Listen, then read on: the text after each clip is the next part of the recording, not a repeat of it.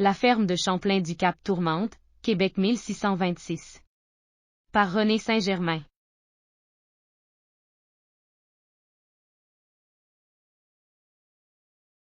La petite et la grande ferme du Cap Tourmente.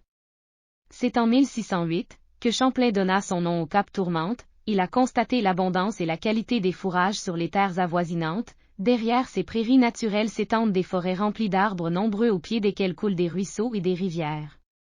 Dès 1623, Champlain fait couper du foin pour alimenter le bétail de l'habitation de Québec.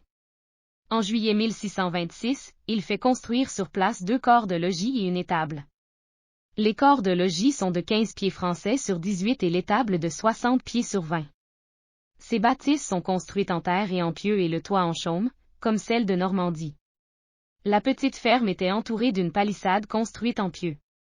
En 1664, Monseigneur de Laval acquiert des terres de la côte de Beaupré de la Compagnie de la Nouvelle-France afin de garantir l'existence du séminaire de Québec fondé en 1668. Il fait construire une résidence, des dépendances agricoles et une chapelle. L'orientation de la façade de la ferme pointe vers le fleuve Saint-Laurent. Cette petite ferme deviendra l'une des plus importantes exploitations agricoles de la Nouvelle-France. Jusqu'en 1759, la grande ferme avec son église sera le centre de la vie communautaire. Le 23 août 1759, lors de l'attaque anglaise, la grande ferme subit d'importantes pertes. Le curé Philippe-René Robineau de Portneuf ainsi que 7 de ses paroissiens sont tués et les bâtiments sont lourdement endommagés.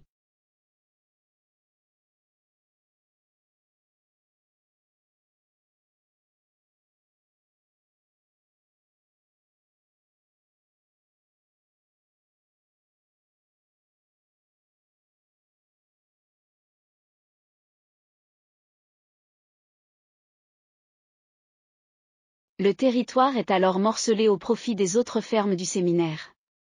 La maison est réduite au tiers de sa longueur et la grande ferme perd vraiment de son importance.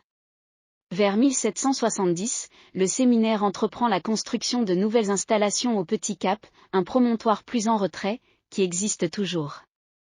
Toutefois en 1866, dans un effort de relance, le séminaire reconstruit une demeure sur l'emplacement original, puis érige des dépendances agricoles.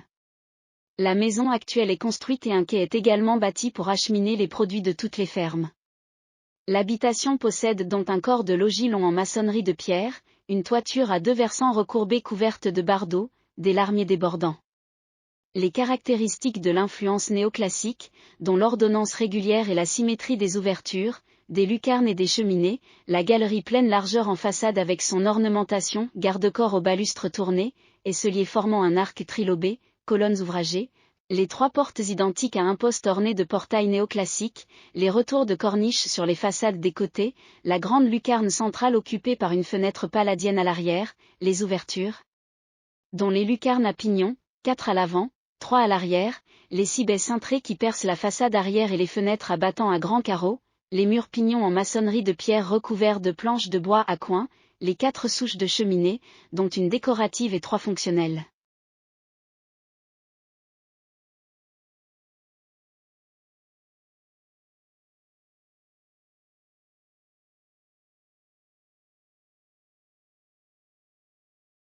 L'exploitation agricole décline à partir de 1910, et le séminaire de Québec vend la propriété au gouvernement en 1969.